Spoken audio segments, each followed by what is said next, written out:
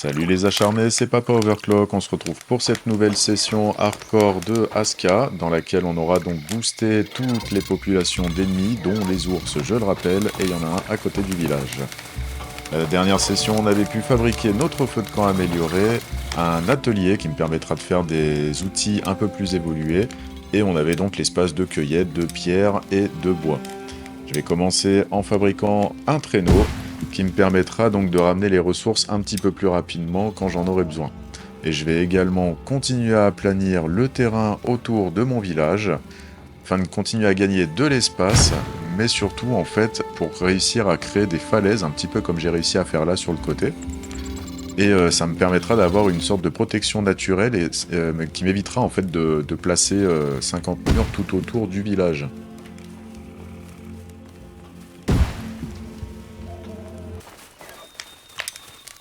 Du coup, je décide par la suite de faire mon premier outil amélioré. Donc on va partir sur la grande pioche. Voilà, donc il me permettra au final de casser des cailloux un peu plus gros que je ne pouvais pas casser jusque-là. Après, par la suite, je ferai également la grande hache qui me permettra de couper aussi des arbres plus gros et avoir des bûches pour pouvoir continuer à fabriquer mes bâtiments.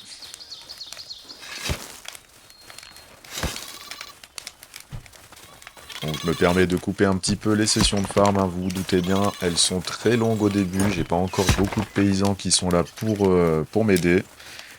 Et en parlant de ça, il va falloir que je rappelle un nouveau paysan, et pour cela, je vais aller farmer de la pierre de Jotun. Personnellement, je l'appelle la pierre de Jotun. Je sais pas comment ça se prononce en vrai, mais j'ai toujours dit comme ça. Donc j'en profite également pour ramener les grosses pierres à la base. Alors, qu'est-ce qu'on va avoir comme nouveau villageois? Donc on va avoir un géant assoiffé, plus de vie et il boit plus. Mais il est forgé dans la tempête, donc il est plutôt efficace quand il y a des tempêtes. On a un autre qui va être infatigable et énergie printanière, donc meilleur le printemps. Honnêtement, je préfère Anna, la première. Au moins, elle aura l'avantage de résister aux tempêtes et le fait qu'elle ait plus de santé, mais qu'en contrepartie elle boit plus, ça me dérange pas tant. Parce que de l'eau, on en a en quantité, donc c'est pas un problème. J'ai décidé de renvoyer mon bûcheron pour qu'il redevienne constructeur et qu'il m'aide un peu plus à construire et à aplanir le terrain que j'ai prévu autour. Je vois qu'au niveau du bois et de la nourriture au niveau du village, on n'est pas trop mal. Et je vais aller continuer justement à couper du bois et pour avoir des bûches, des longs bâtons et des bâtons. Et comme ça mes constructeurs ils vont pouvoir m'aider à finir un petit peu mon traîneau. Donc le traîneau, pour rappel, après dessus, je pourrais mettre 6 grosses pierres, ou 6 bûches, ou 6 gros bâtons, au choix. Mais c'est vrai que c'est plutôt pas mal pour ramener un peu des ressources au village. Et là, je suis bien content, parce que mes constructeurs, ils bossent bien.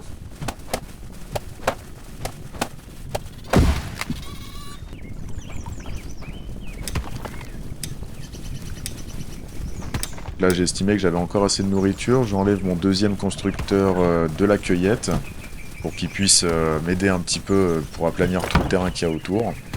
Je prends quelques morceaux de bois et j'aide un petit peu à ranger le camp, sauf que je remarque que les smokers, en fait, ils m'enlèvent tous les morceaux de bois de mes stockages.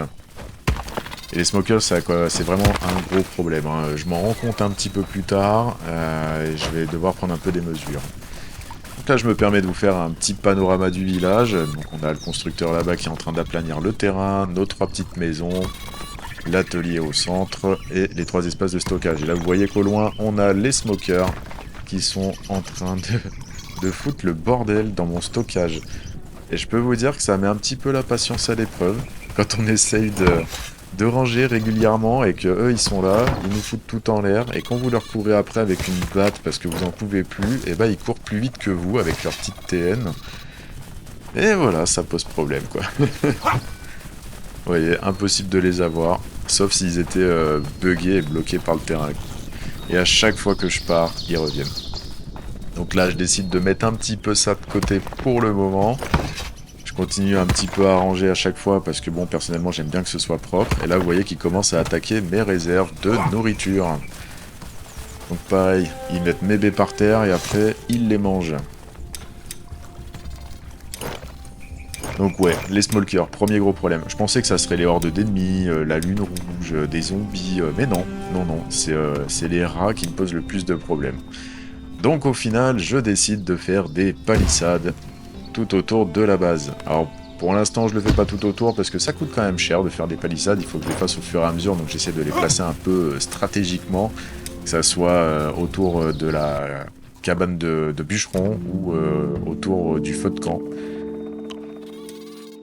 Allez, je remarque que mon nouveau villageois est arrivé, donc il a bien forgé dans la tempête, il a la puissance de l'ours, donc au final c'est un gros mangeur, mais il a plus de santé. Les poumons d'acier, c'est un bon coureur, vigilance crépusculaire, et le géant assoiffé. Donc là, on est encore sur un bon villageois, et je suis très heureux de l'accueillir. Donc là, j'ai un autre problème qui commence à arriver, donc c'est bien d'avoir des villageois, mais c'est bien aussi de pouvoir les nourrir, parce que je remarque que moi-même, je n'ai pas de santé, enfin pas de... je manque de nourriture et je manque d'eau. Et le cueilleur n'arrive pas à en ramener assez, d'autant que je l'ai enlevé de la cueillette pour qu'il m'aide un petit peu à construire, donc je pense que je vais finir par le remettre à la cueillette. Et je vais en profiter pour aller faire cuire quelques oignons par la suite. Donc j'attribue une maison à mon nouveau citoyen. Comme ça, il sera content, il pourra bien dormir. Et je vais continuer donc à mettre mes palissades. Parce que le problème en fait, c'est que si je récolte plein de nourriture, mais qu'elle se fait toute défoncer par les smokers qui viennent grappiller, c'est pas très pratique. Donc voilà, au final, je continue à mettre les barrières autour, un petit peu autour aussi de la cabane de bûcheron. Après, je pense l'avantage avec les smokers, c'est que par la suite, je vais essayer de rusher un petit peu la cabane de chasseur. Et j'imagine que le chasseur, il va pouvoir faire son beurre assez rapidement, vu tout ce qu'il y aura autour.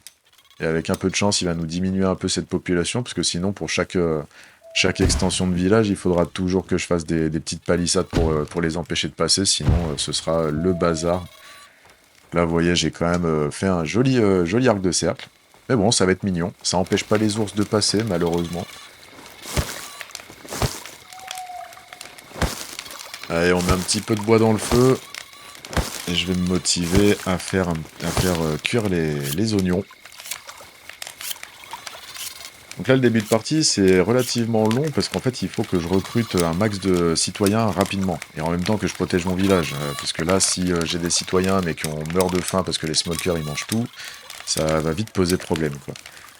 Donc là, je fais cuire un petit peu mes oignons. Comme ça, il redonne un petit peu plus de barre de faim.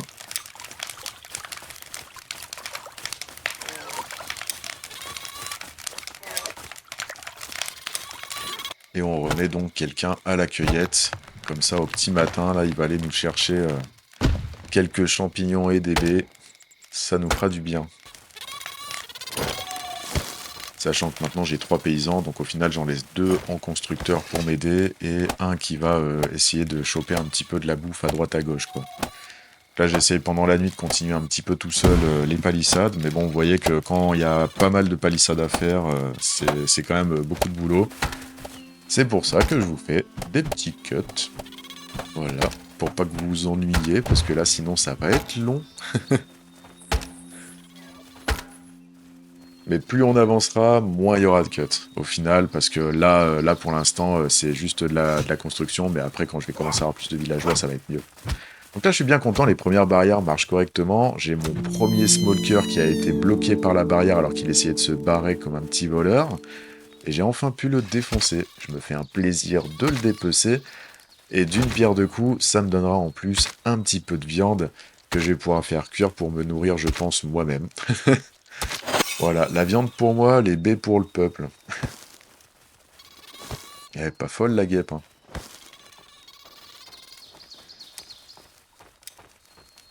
Et on va continuer la palissade.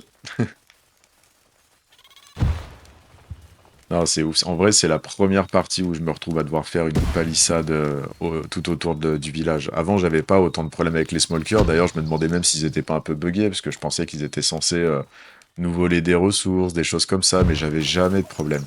Mais là, en ayant augmenté la population x 10, je me retrouve vraiment face au problème.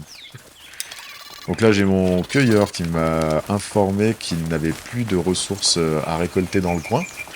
Et en fait, pour remédier à ça, il va falloir que je fasse des bannières de récolte un petit peu autour du village et ça va me permettre de créer des zones. Donc là, vous voyez, hop, on a la première zone de récolte. Et dans cette zone, donc, il avait plus rien à récolter. Donc là, je vais un petit peu plus loin. Et je me rends compte, vous voyez là-bas, l'ours. Cet ours est au milieu du village. Enfin, au milieu, à côté, quoi. Donc là, je me dépêche de courir un petit peu, prendre la distance, parce que j'ai vraiment pas envie, en fait, qu'ils viennent m'agresser. Heureusement, il retourne un petit peu dans sa cachette, mais voilà, je sais que là, vous voyez, à vue de nez sur la carte, il est à peu près ici, hein. Donc ça me pose un réel problème, et je vais essayer de faire vraiment attention à ça. Et je pense que la solution, ce sera que je fasse rapidement des archers avec une tour de guet. Et comme ça, si l'ours vient, il va se prendre pas mal de flèches dans le buffet. Ça devrait pouvoir me protéger. Mais là, pour l'instant, si l'ours débarque au village, je pense que là, c'est une catastrophe. Voilà, donc là, j'ai fait ma première bannière de récolte de nourriture. Alors évidemment, je ne prends pas la zone de l'ours dans la zone de récolte. Sinon, je vais perdre un villageois, je pense. Du coup, là, j'en fais une première. Je pense que je vais en faire deux, trois. Comme ça, le gars, il est tranquille, il peut aller cueillir ce qu'il veut. Voilà, on les fait à peu près à bonne distance. Après, une méthode que j'aime bien faire, c'est que là où j'ai fait mes bannières de cueillette, en fait, je vais faire toutes les autres bannières à côté. En fait, je vais faire des packs de bannières. Comme ça, ça fait... bah, déjà, c'est propre sur la carte. Et les mecs pourront aller chercher tout ce qu'ils ont à chercher autour du village. Donc voilà, nouveau petit point de vue du village, hein. Donc les barrières ont quand même vraiment pas mal avancé. L'aplanissement du terrain aussi, hein, ça a bien bossé. Je suis assez content de mes ouvriers et je trouve que ça commence à avoir de la gueule. J'aime bien là, le petit côté, toutes les barrières autour du village, c'est mignon, ça fait plaisir. Et bientôt les smolkers donc ne pourront plus passer. Enfin presque. Enfin presque. Ah ouais, ça me tue, c'est bête. Quand je les vois venir, et là, mais barrez-vous, bordel. Bon, du coup, ils sont visiblement passés par ici, il va falloir que je fasse encore plus de barrières. J'espère qu'ils ne pourront pas se servir du rocher pour passer par-dessus mes barrières, sinon je vais avoir un problème. Je me suis permis de cuire mes 3 petits morceaux de viande que j'ai mangés tout de suite, et là, au niveau de la faim, je suis vraiment tranquille. Je réfléchis pour la cabane du chasseur, je vais m'occuper de placer ça, mais avant, en fait, il faut que je fasse la cabane du cueilleur. Donc c'est parti, on envoie pour la cabane du cueilleur, donc ça demande quand même pas mal de ressources, hein, des bûches, des grosses pierres, on va se débrouiller. Et pour ça, j'aurai sûrement besoin d'encore un nouveau villageois. Et donc j'envoie également la construction d'une nouvelle maison.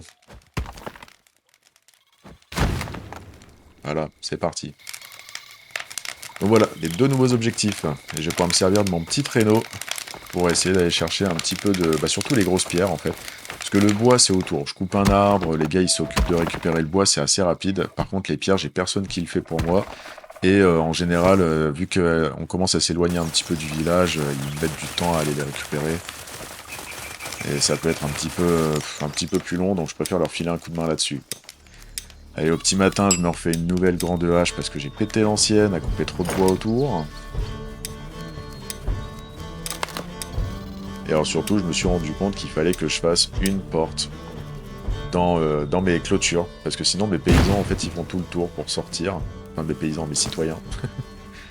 Donc du coup, voilà, je lance la construction aussi d'une petite porte. Ça sera pratique pour eux. Plus tard, je verrai peut-être pour en faire une deuxième, mais je pense que celle-là est plutôt bien positionnée.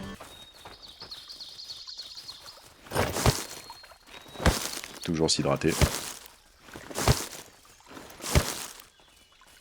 Un truc qui est sympa que j'ai remarqué, c'est que quand on prend de l'eau, eh ben en fait, ça augmente notre statistique de récolte.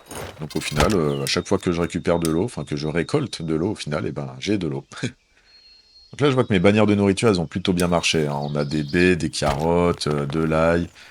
Donc c'est bien. Le mec, il bosse bien. Donc j'en arrive finalement à avoir ma cabane de cueilleur. Et je vais en profiter également pour réassigner un de mes citoyens au coin de bûcheronnage pour qu'il récupère un petit peu tout le bois qui traîne autour. Ça permettra de gagner un petit peu de temps pour la suite.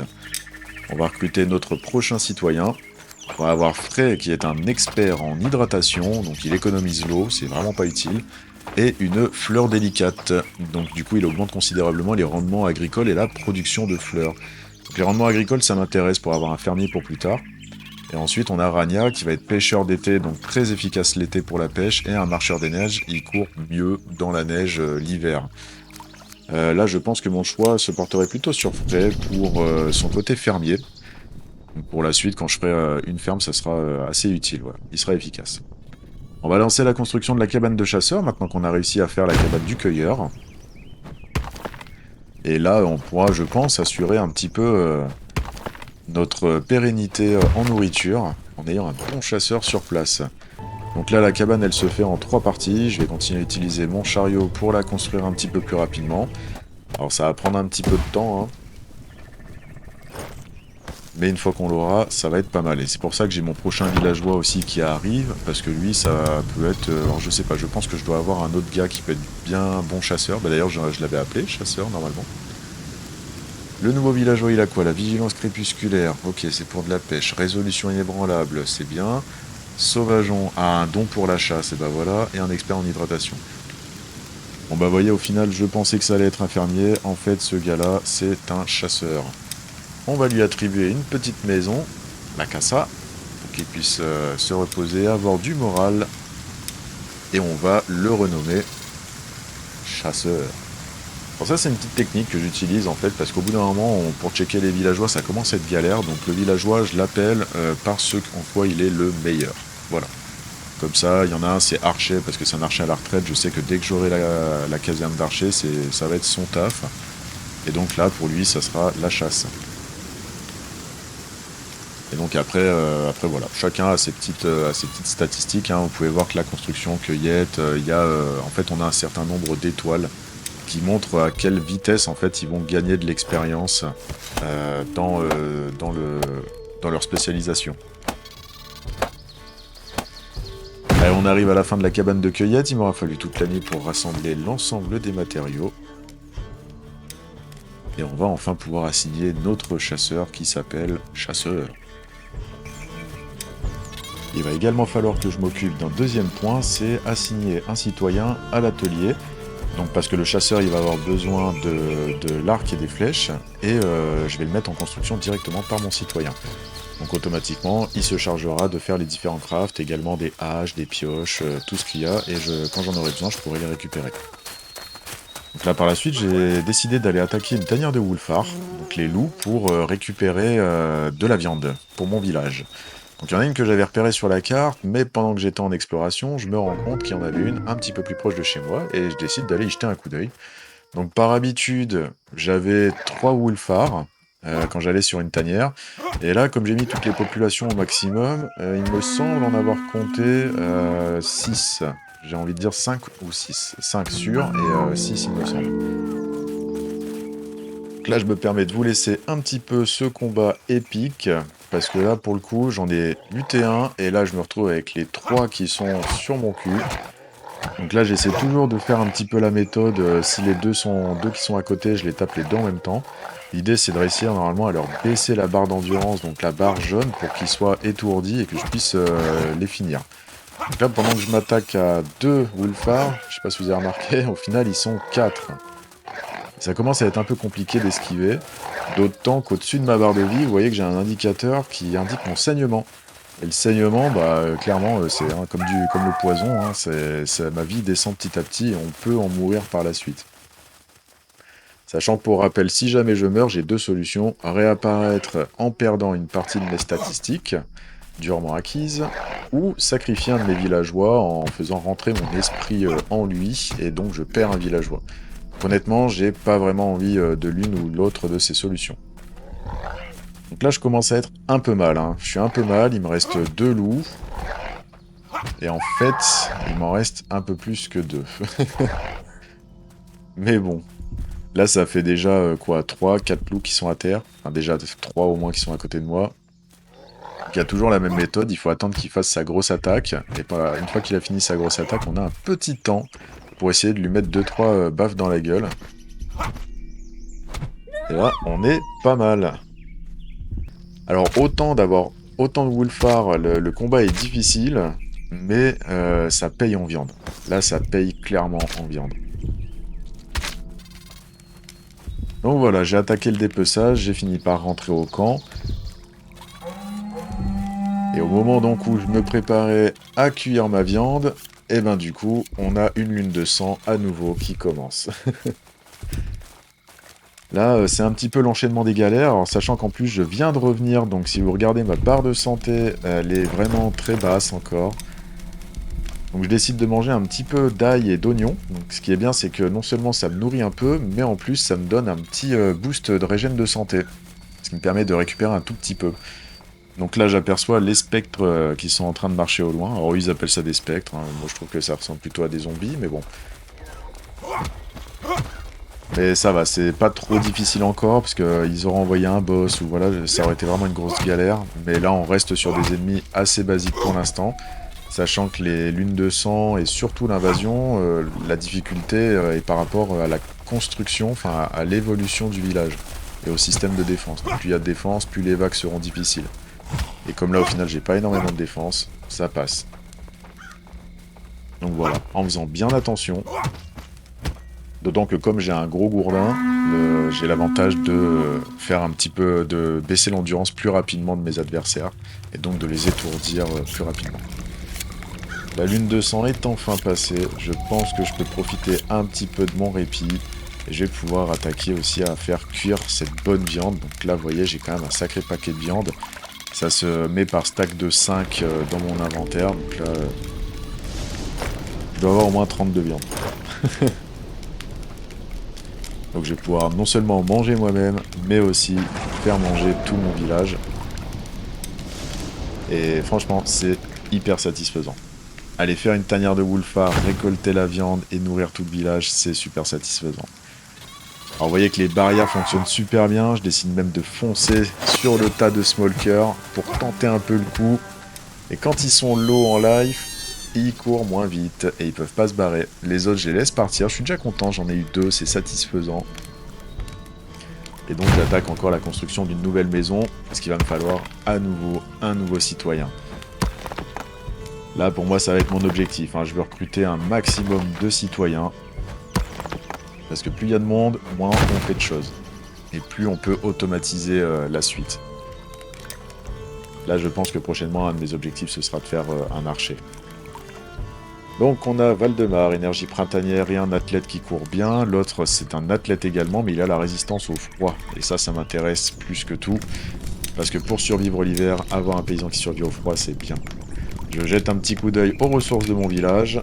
Donc au niveau du bois, le bûcheron a bien bossé. Et au niveau de la bouffe, vous voyez qu'on est quand même plutôt pas mal. Mon atelier a commencé à produire. On a une massue, un arc et des flèches qui sont déjà prêts à l'emploi. C'est vraiment pas mal. Là, le village commence enfin un peu à tourner. Je vous fais un petit point de vue global. Donc avec la nouvelle cabane de chasseurs au fond, une nouvelle maison et donc des nouvelles barrières en construction. Parce que là, c'est décidé, je vais vraiment faire tout le tour de la base pour vraiment plus être embêté par les smokers. Et après cette dure journée de travail, je vais faire une petite sieste bien méritée. On se retrouvera donc pour la prochaine session. Je vais essayer de développer un archer, au moins un archer pour pouvoir me défendre contre l'ours. Vous allez voir que les choses vont s'accélérer un petit peu plus. On va automatiser tout ça et recruter plus de citoyens.